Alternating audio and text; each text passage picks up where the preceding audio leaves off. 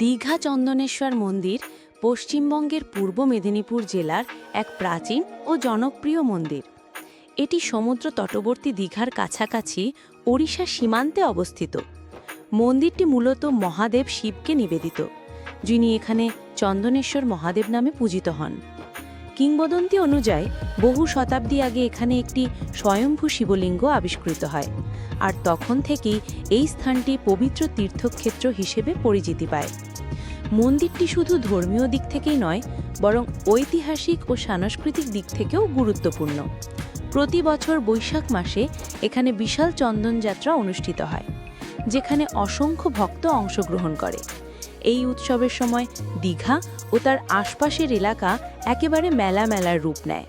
স্থানীয় লোকবিশ্বাস অনুযায়ী এখানে শিবের পূজা করলে জীবনের সব দুঃখ কষ্ট দূর হয় এবং মনের কামনা পূর্ণ হয়। দীঘা ভ্রমণে গেলে শুধু সমুদ্র সৈকত নয়, এই চন্দনেশ্বর মন্দিরও দর্শনীয় স্থানগুলির মধ্যে অন্যতম। শান্ত পরিবেশ, ভক্তিময় আবহ আর পুরনো শৈলীর স্থাপত্য মন্দিরটিকে বিশেষ আকর্ষণীয় করে তুলেছে।